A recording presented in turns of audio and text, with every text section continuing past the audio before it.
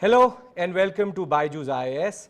I'm Abhishek Mishra, and as part of your Explain series today, we are going to understand the history of China and Taiwan conflict. When we talk about China and Taiwan, somehow there is a tendency to get caught up into the politics of the Cold War generally. And what I am trying to do here is to understand the root cause. Because if you are able to understand what is the difference between ROC, which is Republic of China, and the People's Republic of China, you can easily understand this topic itself. So what the endeavor will be in the next 1 hour would be to go to the root cause, thereby giving you as a UPSC aspirant an understanding why world history is important and how world history interacts with international relations. So the structure of the lecture itself is that I am going to talk about the island of Formosa, which is nothing but Taiwan.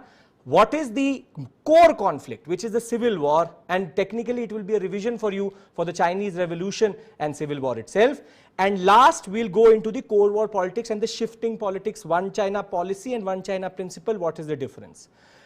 Before I go forward, I would request you to subscribe to this channel so that you don't miss any of our videos. With this, let's enter into the geographical context. So the first point which needs to be clear is, see, China and Taiwan, its original name technically Formosa, is actually island of Formosa. While it is on the eastern coast and in the South China Sea, specifically in the Pacific region, which we'll be talking about later, the history at some point of times have actually intersected and has diverged.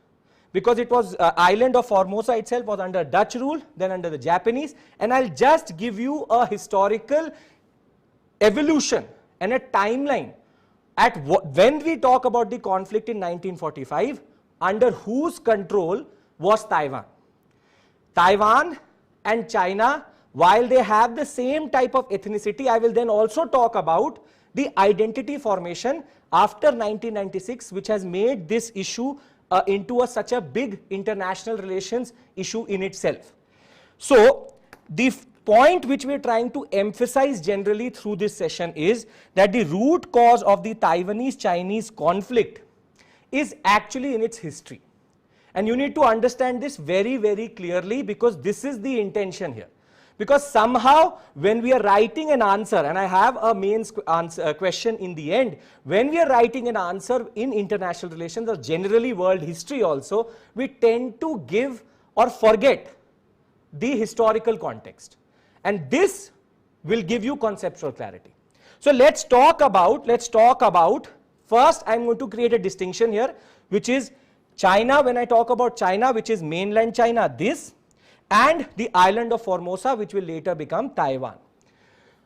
The history of China itself is a checkered one, and when we turn our attention towards China, so Ming, Qing can also be written like this, so don't worry, it has different spellings in different places, but the point is that the Ming dynasty, the Qing dynasty or the Qing dynasty were technically ruling mainland China and under a feudalistic setup. Though not properly a feudal setup itself, but it was based on the king controlling certain warlords and the warlords then controlling the officials at the grassroots level and then the people itself. Agrarian economy, peasants are the biggest percentage when it comes to the population of China itself.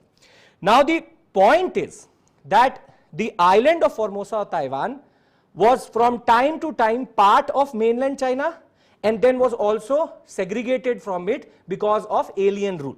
So though it was mostly under Ming rule, but in 1624 the Dutch, who are now rising in the 17th century, rising as a colonial power after the English and the French, come and wrestle Taiwan out of the Ming control and then rule it from 1624 to 1661.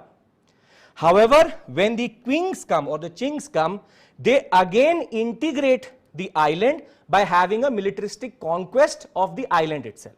So the first phase what we see is Chinese contact, then Dutch rule and then Chinese contact.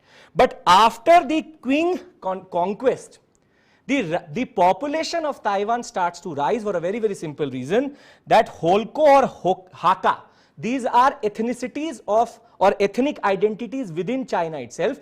Because of the oppressive rule of the Qing, these people started to migrate to this island, and till 1895 we see a regular stream of migration happening from China to Taiwan.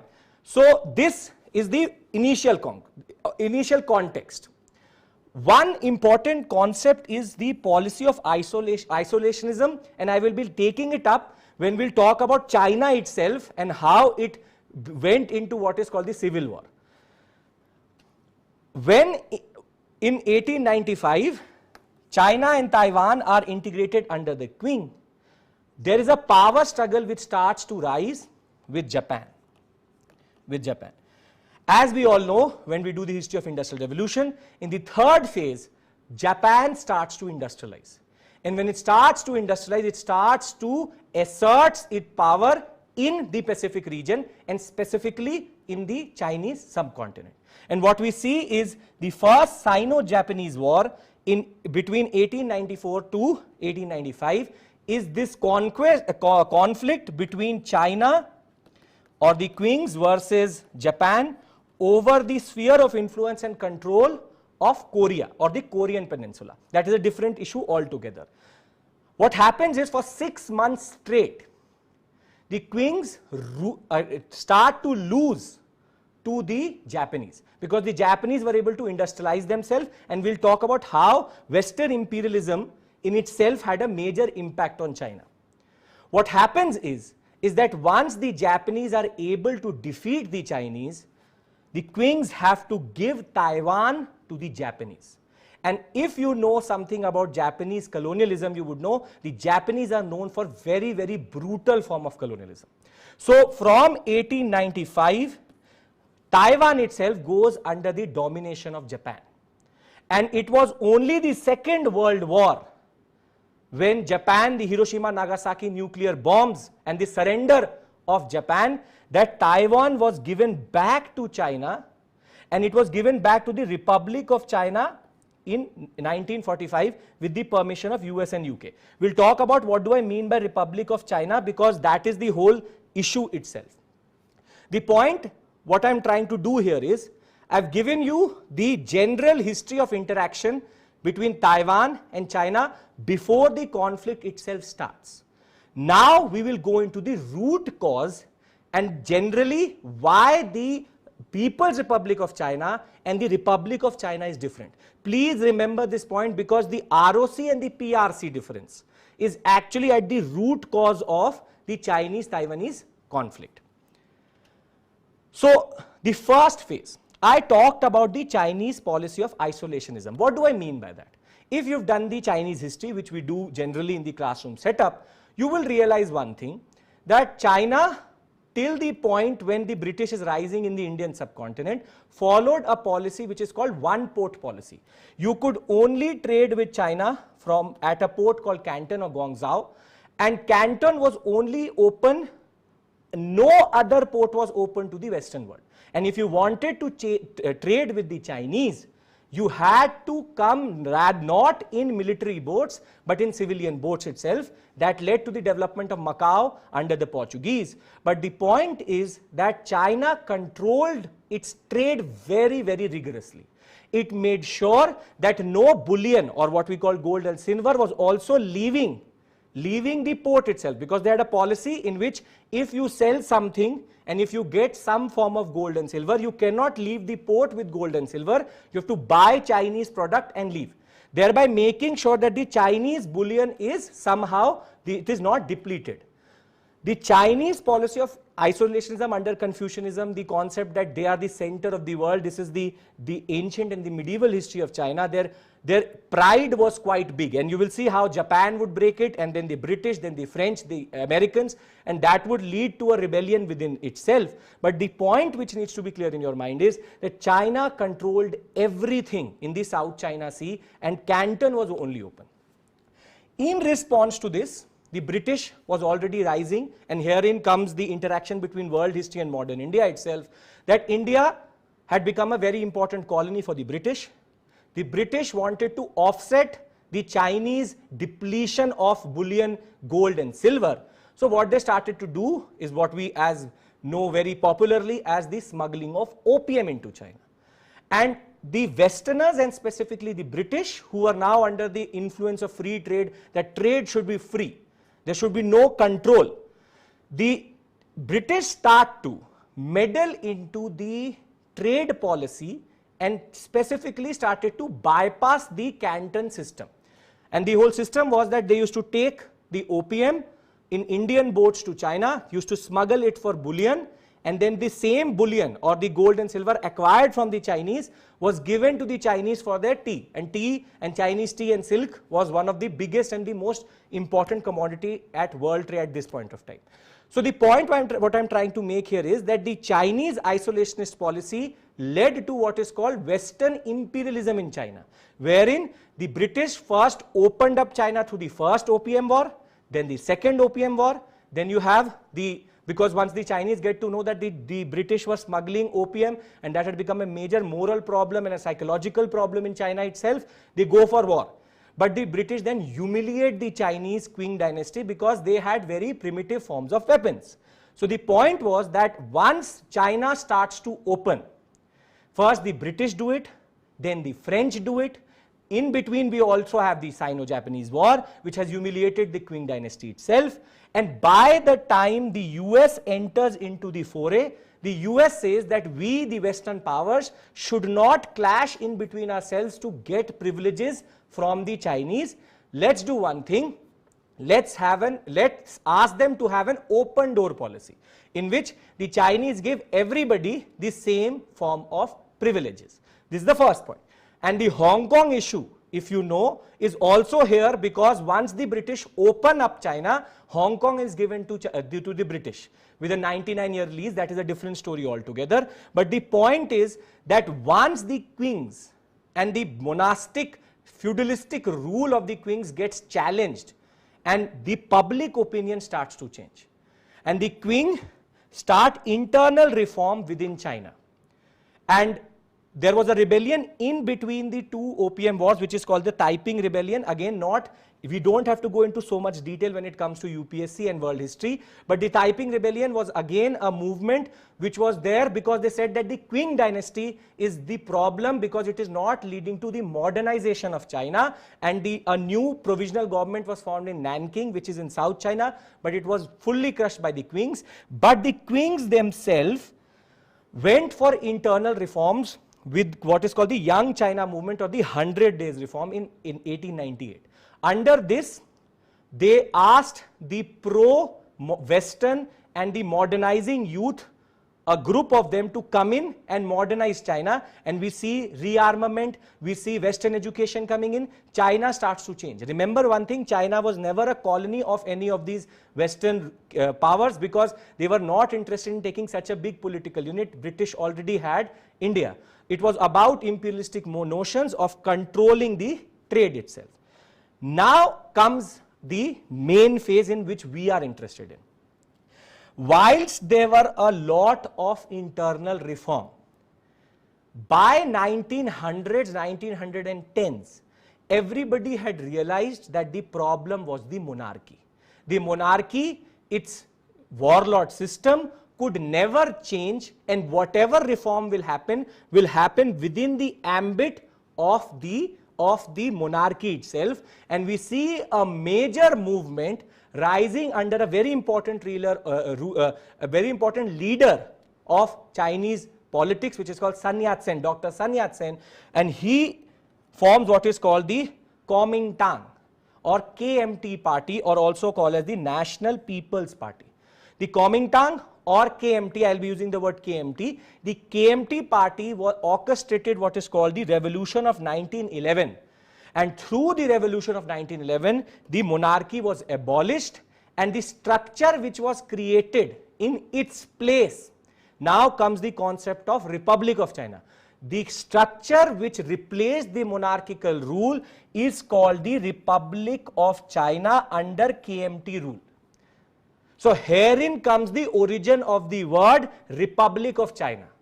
The Republic of China was produced through the 1911 revolution, and it was by Sun Yat-sen's action and the KMT rule that we have the first president in the form of Sun Yat-sen of the Republic of China. Now the history starts to become more messy. What we see is, and we'll concentrate first on the KMT and then go to the Communist Party of China.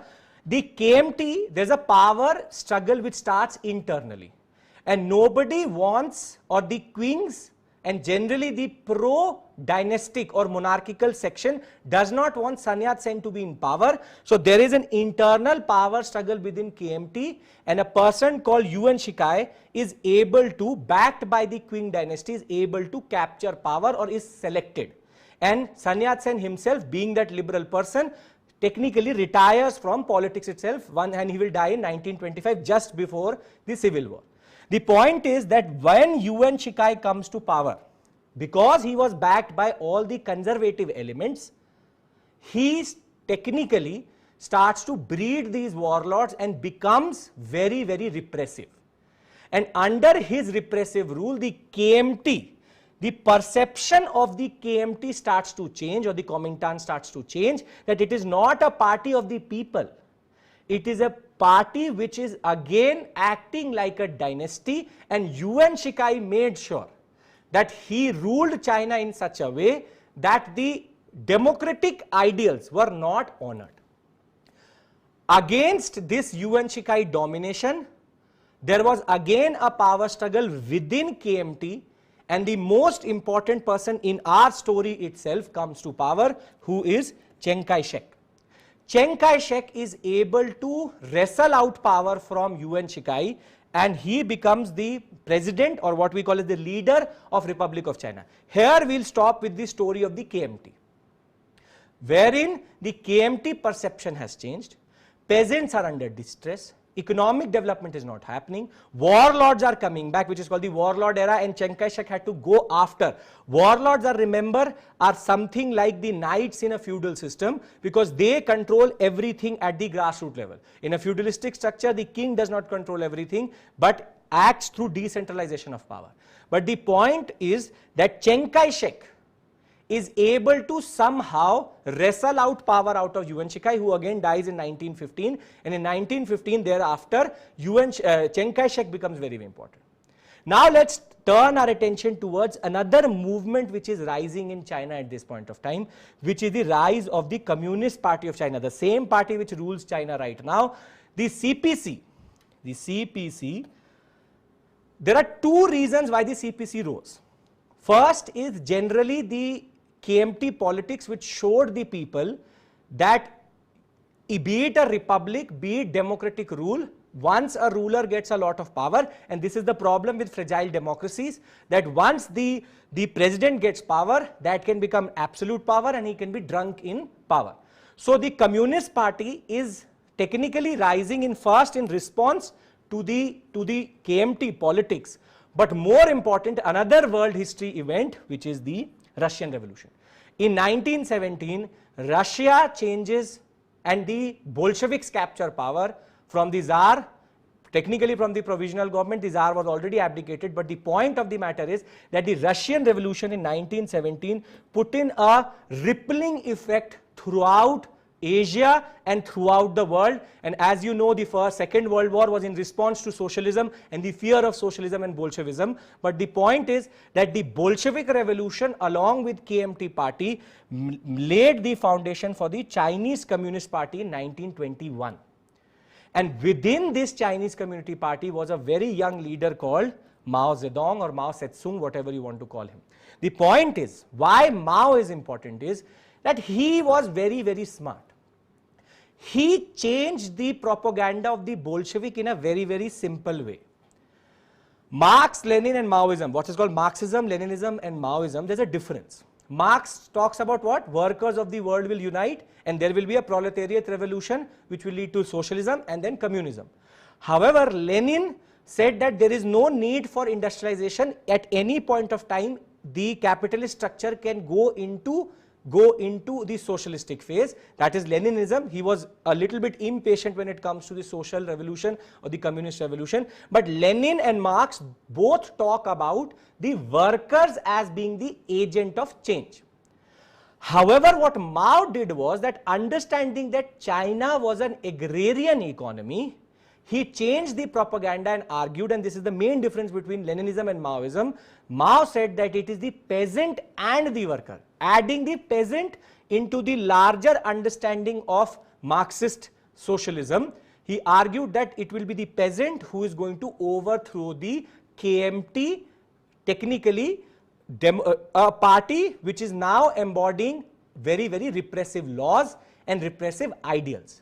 So herein lies the conflict. The KMT, which was very, very important when it comes to the history of China, because it removed the monarchy, but under Yuan Shikai, the KMT politics became murky, became very, very negative. And under this KMT politics, and with the Bolshevik revolution happening, the CPC comes to rise. And the Communist Party of China, with Mao in its wing, now says that we need to fight the KMT for power. Chiang Kai-shek maybe would be better or bad or worse or anything, but the point was that the perception of the Chinese peasant and the people had changed, and herein comes the civil war. So you can understand wherein the civil war is. The civil war is a power struggle between the CPC and the KMT to somehow control power. Technically, it becomes a conflict between the Republic of China versus the CPC. And till this point, everything is technically very, very positive for the KMT, because the KMT was controlling a lot of power. So the first phase of the civil war, as I said, it was CPC versus the KMT. It was to wrestle out power, who will control China, and the root cause being that the KMT politics and perception had changed, and the CPC, on the back of this Bolshevik wave, said that we will wrestle out power and the peasants are going to rule, and Mao's agenda and propaganda was very, very powerful. So the point is, in phase 1 between 1927 and 37, this phase we see the KMT fully dominating, and the KMT was able to systematically destroy all the hotspots of the Communist Party in China generally. But one hotspot which was left was in South China, from which we have what is the famous Long March, in which 6,000 miles Mao, along with his supporters, traveled from South China to North China in Yuan province, and were able to somehow preserve the CPC party and its legacy. So, welcome back. I'm really sorry, there was a YouTube server issue that led to this disruption for at least 2-3 minutes. So we are back now, and I hope that you are with me and you were in that flow in which I was also there. So the point is that we were talking about Chiang Kai-shek taking power from the KMT and the Chinese Communist Party rising itself, and then we talked about the first phase and the Long March, in which somehow CPC was able to absorb its or preserve its legacy. Now the point is that there was a major struggle. For 10 years there is a major struggle between the CPC and the KMT. But what happens is, just before the Second World War, in 1937, Japan attacks Manchuria, which is part of northern China, and now what happens is that the Sino-Japanese war starts again. So the first Sino-Japanese war was important because it showed the Qing's weakness. Now what will happen is that under the influence of whatever is happening in Europe, the Japanese becoming more and more aggressive, the Sino-Japanese war starts, and this is technically the second Sino-Japanese war, and in this we have what is called the United Front. So you can understand, I'm again giving you a recap in a way. That first point is that how did KMT come to power? The concept of Republic of China. So ROC means is KMT. Now we talked about CPC. CPC, under this action of that there was a lot of corruption within the KMT, and with the Bolshevik revolution tried to wrestle power out of the KMT. The initial phase the KMT dominated, but once the Japanese attack KMT and CPC, and specifically Mao and Chiang Kai-shek, realize one thing, that if they are going to go forward fighting, it will make sure that the Japanese, who have become very, very aggressive under what is called their second wave of industrial revolution, they will dominate or overrun China. So what we see in this phase is, the second phase is CPC plus KMT, wherein KMT and CPC come together to defend against Japan, and Japan becomes the unifying power. So the point which needs to be clear again in your mind is that it is politics. It is politics, and both CPC and KMT were trying to wrestle out power for China. But when the third party came in, which is Japan, when it comes in, they had to have a united front. And this united front, and with the Second World War starting in the background with Hitler's action in Czechoslovakia and Poland, what we see is this is the turning point for the KMT and the CPC. What the CPC does is that it strategically makes the KMT use its resources, its powers, its treasury to fund the war, thereby making it internally weak.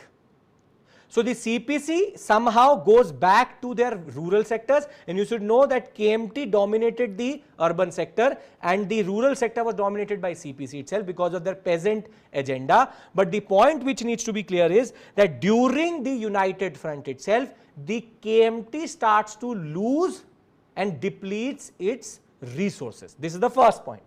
Second point, what happens is, as soon as it becomes US and USSR both come into the war by 1941, what happens is that the Communist Party of China now starts to get a lot of impetus from the USSR.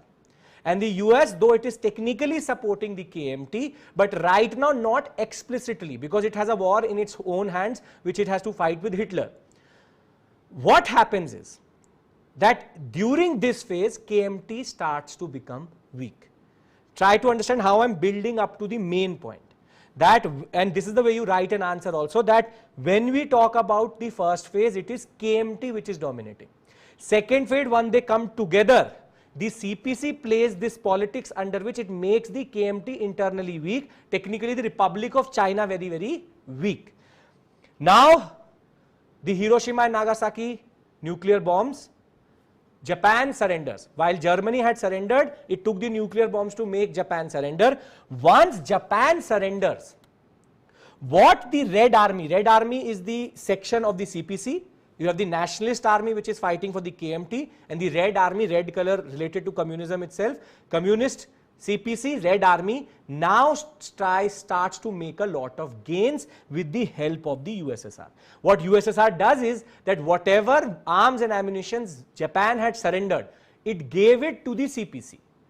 KMT internally drained, internally weak, and USSR gives the CPC, because of their same ideology of being communist parties, they gave that impetus to CPC. And now CPC turns the wave and pushes back KMT and acquires new weaponry.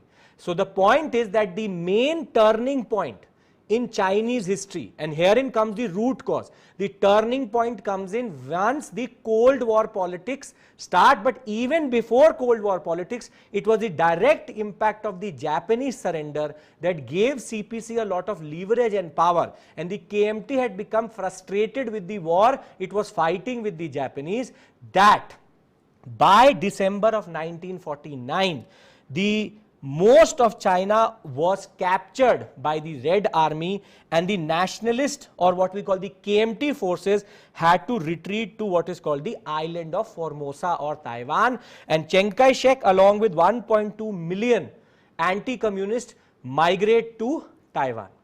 And this is where we get the two governments and one China. There is one China but two governments. What Mao does is that once he is able to push back KMT, he proclaims China as the People's Republic of China, PRC, and we already have the Republic of China. And see, this is the core issue. Most of us do not talk about it because it is a messy history, but as UPSC aspirants, we do world history, so we need to understand it in a very, very good way. that the issue of Taiwan is not about this militaristic thing. It is an ideological battle, and technically it is rooted in the Chinese Revolution and the Civil War itself. So now what I can technically give you as a bigger picture is that the KMT lost because of the Second World War and retreated back to Taiwan. But remember, what was the nationalist party? Who was the president? Chiang Kai-shek. So the original, it is like having government of India go to Andaman and Nicobar Islands and getting a new government. But which is the original government? The one which is in Andaman and Nicobar Islands, or which is in Taiwan. So the original government retreat back to Taiwan, and China and Mao and the CPC now proclaim a new Chinese republic, which is called the People's Republic of China. And Mao had made sure that he would actually go after the KMT in the island of Formosa or Taiwan, but the Korean War happened, and now the Second World War, and more than that, Cold War politics is going to start, and that is going to change the way this whole region is. So the first half of this lecture, of this session, was to give you an understanding what do we mean by PRC and what do we mean by ROC.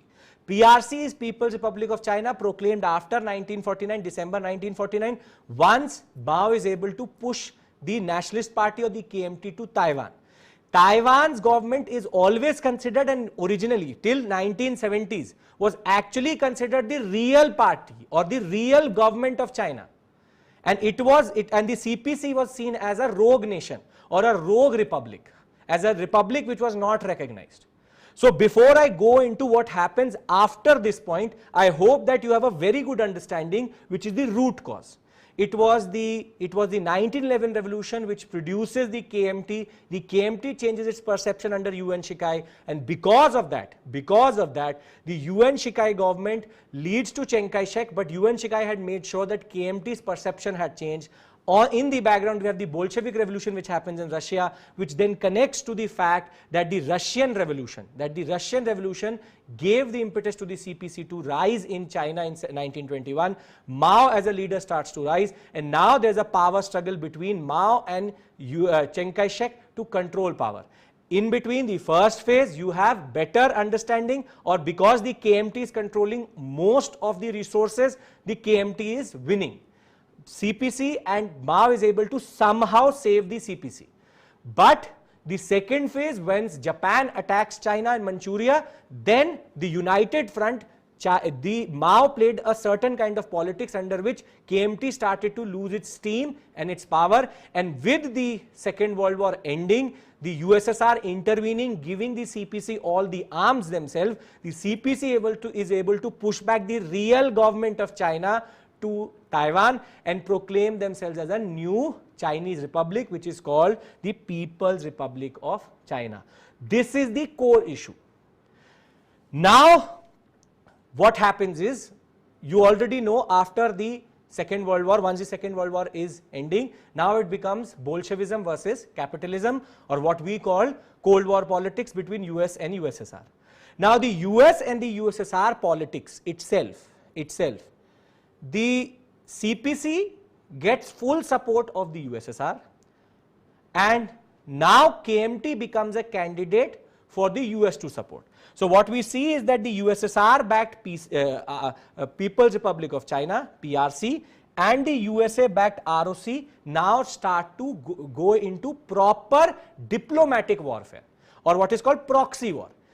Chiang Kai-shek was not in a position to actually even do anything to Mao, but with the support of the Americans, which is still there, now Chiang Kai-shek says that I will come back to mainland China and proclaim the ROC to be the real government. Remember this concept that Chiang Kai-shek was the president of the Republic of China, which was the original government of China, and CPC came over. It was technically an insurrection which led to the change of power.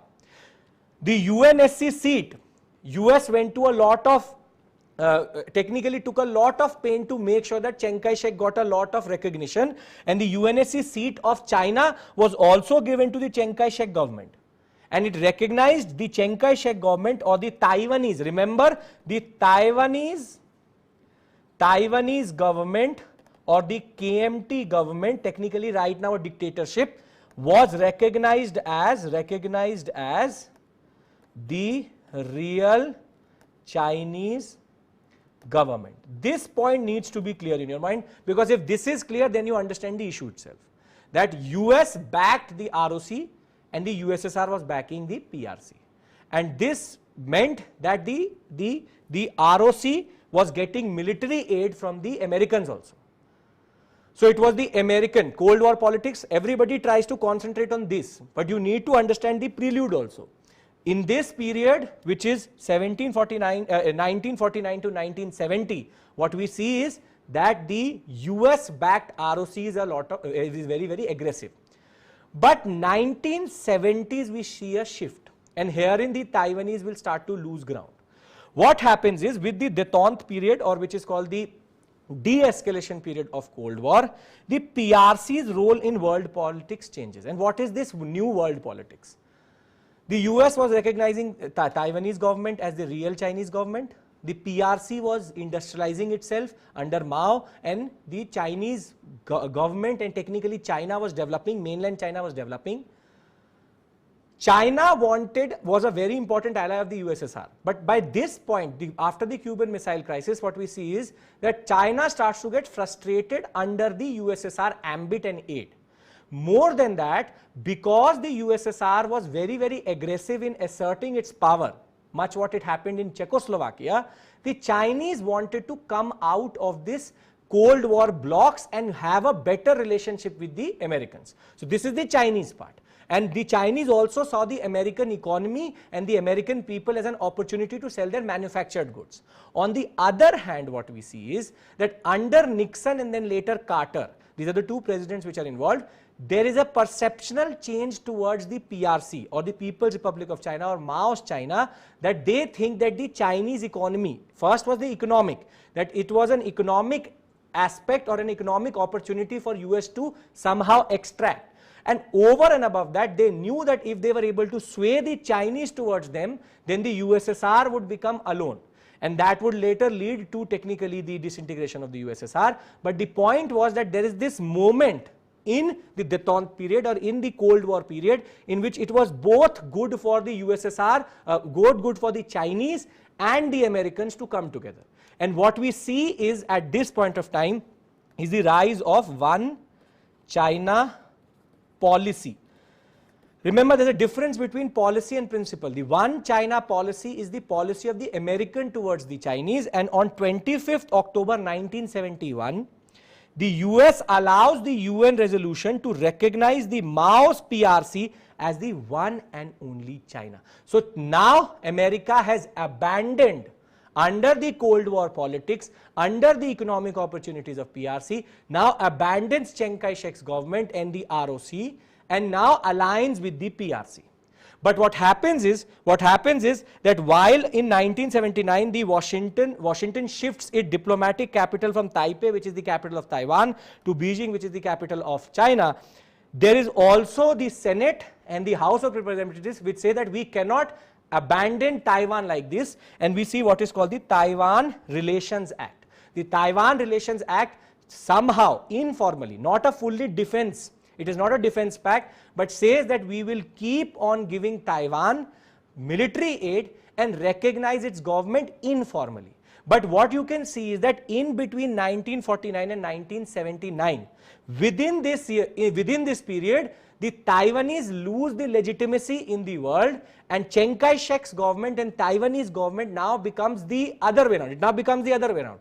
Now the Chiang Kai-shek government is the rogue nation, a renegade province, and Mao's PRC and Mao's China is the real China. And this one China policy, which is the American change of policy, in which say that yes, there is only one China, and there are, before this it was about one China, two governments. Now it is one China, one government, one China, Mao's PRC. In the context of all this, Taiwan realizes that it has to change its strategy. It has to change its strategy because that because what was the main thing which made the Americans go to the Chinese? Economic along with diplomatic things. But the point was, Taiwan now says that we will try to make sure that we become economically independent and more than that powerful. And what we see is the Taiwanese transformation from an agrarian economy, very backward economy, to what we call as industrialized economy. And today, when it comes to semiconductors, when it comes to electronics, Taiwanese are very, very important. You have what is called the TSMC, Taiwanese Semiconductors Manufacturing Company. TSMC's semiconductors is used in everything from American phones to American electronics, everything, all electronic items, TSMC actually provides it. You have D-Link which is there. You have ASUS which is there, Acer is there. You have Foxconn. Foxconn now has a factory in India, but Foxconn is a Taiwanese company which is in China and produces the iPhones. So the point of the matter is that the Taiwanese realize that and this is called the Taiwanese miracle, and the 4 tiger economies of the world at that point of time. The point is, this is called the Taiwanese miracle. They are just able to harness the semiconductor market, knowing that the digital revolution is going to come. But in this background, what China does is it introduces a new concept. It introduces a concept which is called the One China principle. What China argues is that there is only one China, which is the PRC's China, and the Taiwan is not an inalienable part of China, meaning that Taiwan is part of China. It is a renegade province. It is a local government which is acting in a rebellious way. But what it does, it wants to integrate Taiwan somehow. So you can see that there is a lot of conflict. USSR and US have made sure that the Taiwanese go a different way, the China goes a different way, and it is an ideological battle. But the Chinese try to make sure that somehow we have to make sure that Taiwan does not get full independence and does not become a nation in itself, which is not, it is still not recognized. But the point of the matter was that they now mask the One China principle in the form of an economic strategy. What was the Chinese economic strategy? They argued, what they did was that they allowed Taiwanese companies to come to mainland China and then make their factories or actually set up their factories in China. The Taiwanese needed China because of their cheap labor, and China needed Taiwan to become economically integrated with the Chinese. So what the Chinese are trying to do is that they are trying to intermix the economy in such a way. They had trade barriers, but all the trade barriers are removed after 79, and they try to make sure that the Taiwanese and the Chinese economies become so intermeshed that if China wanted, it could destroy the Taiwanese economy by just creating a trade barrier. This policy, what is called is close integration of the Taiwanese companies into the Chinese mainland. So the ROC, which is Chiang Kai-shek's government, will be forced to follow an integrationist policy, meaning make it become a part of China in a fully economic way. And this is called the 1992 consensus, in which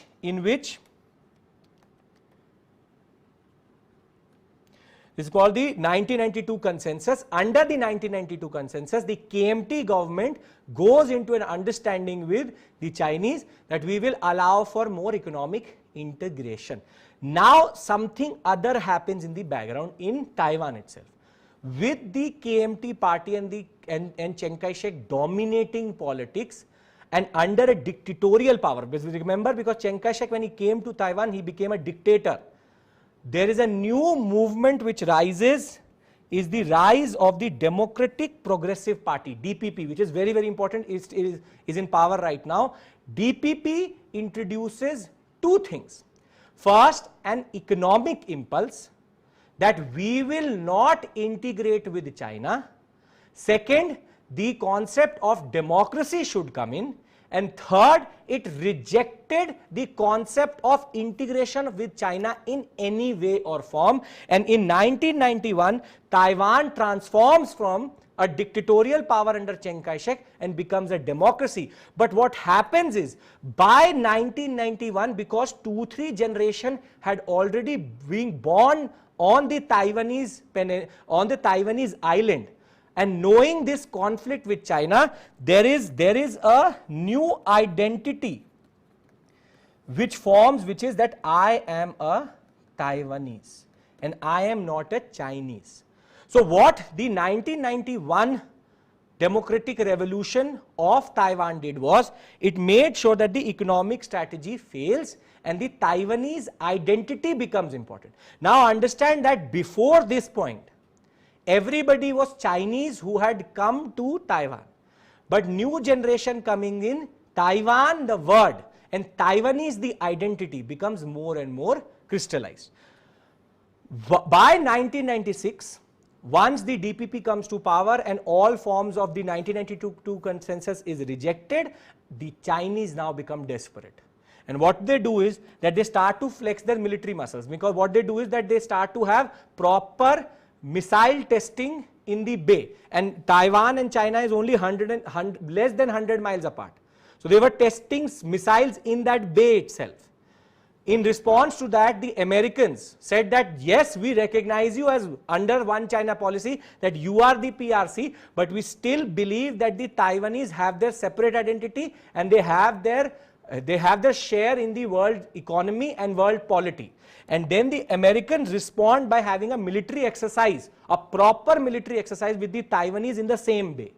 So China then realized that even military conquest now will become messy, because US is backing, and more than that, Taiwan has its own army also, and with its army and air force, it is mostly American F-16s and American technology, which is much superior to the Chinese military. So the Chinese now know that there is a problem. There is a problem because if we try to take Taiwan by force, it is going to be a straightforward confrontation with whom? It is going to be a straightforward confrontation with the US. Further, in 2005, with Xi Jinping coming to power, he becoming more and more aggressive, the CPC now becoming more hardline, and what we see is the rise of the new China, not the pacifist China, now the new China, which is aggressive. Has conflicts with India also, but now it introduces an anti-secession law which outlines the possibility that because it is a renegade state, it is a state which we don't recognize, it is a local government which is rebellion, we can use force and capture it. But between 2005 and 2014, what has happened is that the more China has flexed its muscles militarily or identity-wise, the more the Taiwanese have become eluding, meaning that they don't want to become part of China. And one of the best examples of this is what is called the Sunflower Movement, which happened in 2014, wherein the Taiwanese, where the KMT had come back to power, the DPP had lost the election, the KMT said that we will go for a free trade agreement with China. We will go for the small agreement with China where we can become more economically integrated. It is good for Taiwan.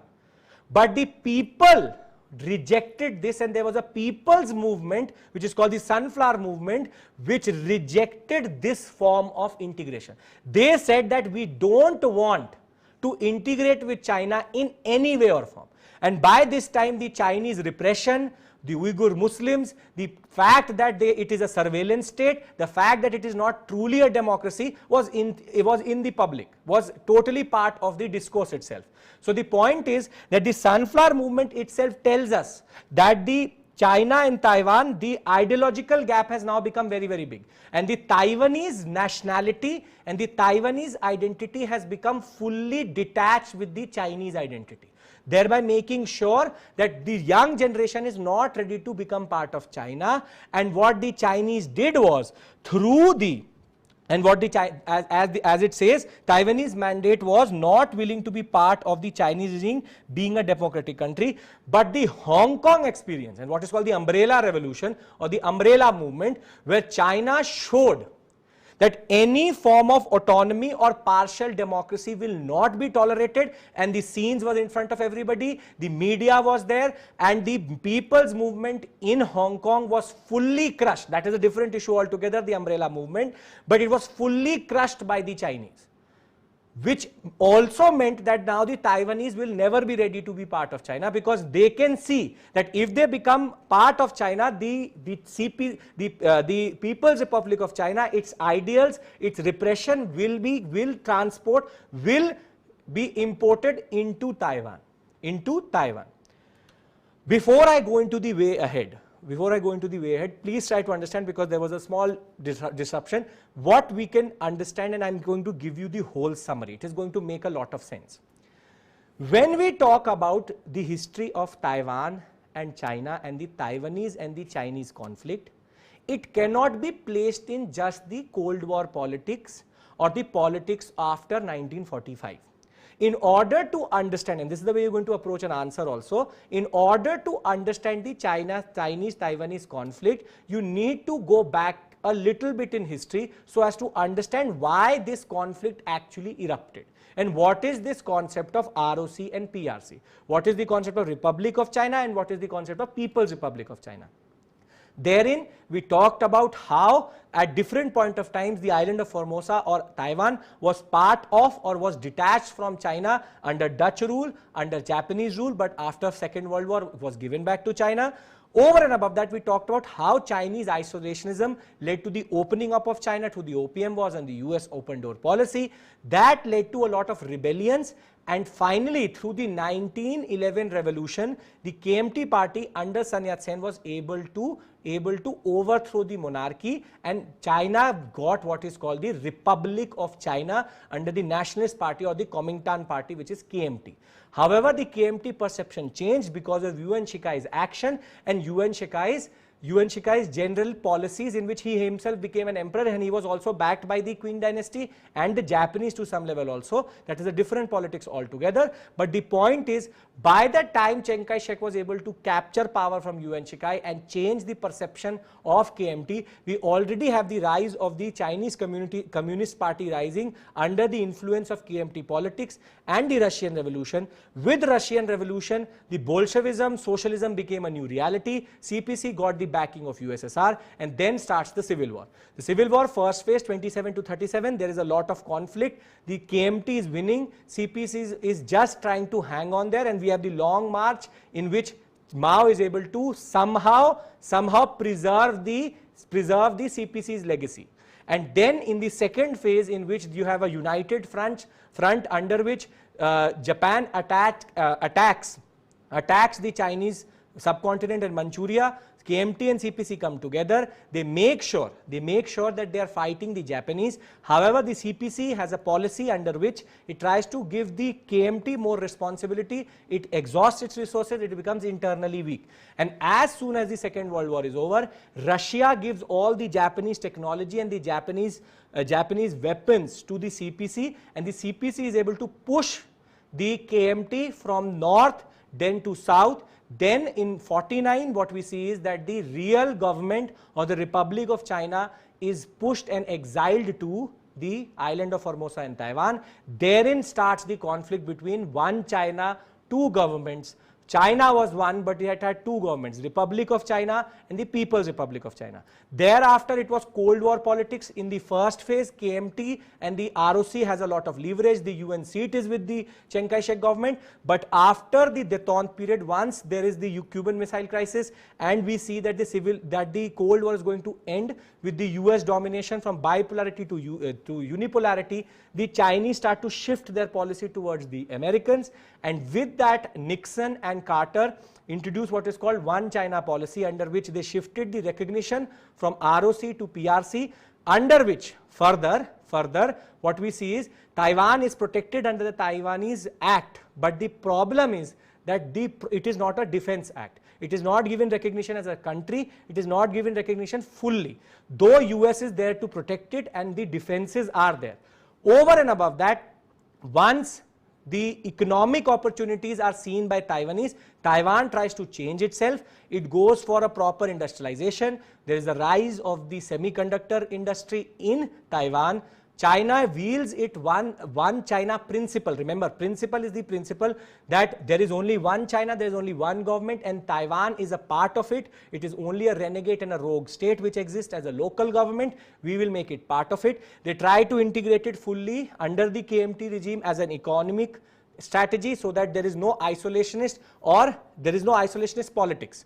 However, a democratic revolution starts in Taiwan which rejects the 1992 consensus that we will not integrate with the Chinese. That further leads to the rise of democracy in Taiwan, and over their experience from 1996 to 2014, we have seen the Taiwanese identity rising, making sure that the integration of Taiwan into China or the ROC coming back, which is not possible right now, but the point is that the Taiwanese identity becomes more and more crystallized. This issue becomes more and more messy, and over and above that, through the Sunflower Movement, we saw the Taiwanese identity asserting itself against the Chinese, and the Hong Kong experience has shown the Taiwanese that the integration is not going to be an easy affair, and it will lead to the PRC or the People's Republic of China and the Communist Party's agenda and everything coming to Taiwan.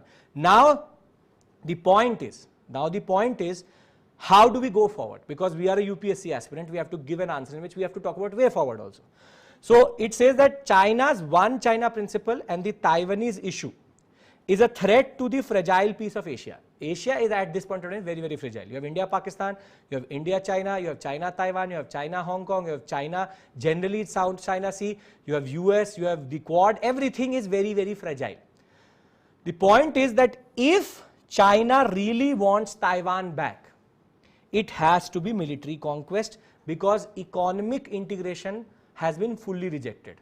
Foxconn is still there, but the point is that the perceptual change which was expected by the Chinese in Taiwan has not happened. Rather, the Chinese, once their real teeth were in front of the world, the Taiwanese have become more hardline in not engaging with the Chinese. What we see is that the US commitment for the Taiwanese government is actually one of the only thing which is actually stopping China from going for a military conquest. But with Trump, with Biden, and we've been seeing Obama, there was a pro-Taiwanese, but Trump, we were seeing again some form of movement in this policy. Biden, we are expecting it to again be on the same lines of recognizing the Taiwanese government, helping the Taiwanese government, but it is US's commitment which remains a question. Because if the US today says that we will not intervene if the PRC is going to invade or is going to go for a full-blown invasion of Taiwan, then Taiwan has no chance, because it is China at the end of the day. But if the US is still ready to honor its act and is ready to honor democracy over an autocratic democracy or a what we call a false democracy in China itself, then we will see this issue to go forward for at least 100 more years. But the point of the matter is there is no solution. The solution cannot be diplomatic, the solution cannot be economic, both have been tested. It cannot be political, because the ROC and the PRC issue which we have seen in 1949 itself still remains, because the DPP and more than that the ROC still says that we are the real Chinese government, they are the rogue regime. Finally, with US and China both being nuclear powers, it is again very, very unlikely, because nuclear power during the Cold War itself and now also has become a deterrent, meaning that somehow it is a nuclear threat which is not allowing these two countries to go forward in resolving this issue. So in conclusion, so as to give you an understanding, then we'll go to the question and that will be the end of the session. The point is very, very clear. China-Taiwan is not a simple issue. It is technically not like Vietnam or Korea, wherein it is technically the politics of the CPC or the politics of the US and the USSR which had manifested itself and messed it up. The North Korea and the South Korea issue was fully a product of the US and USSR politics and the communist and the capitalist politics.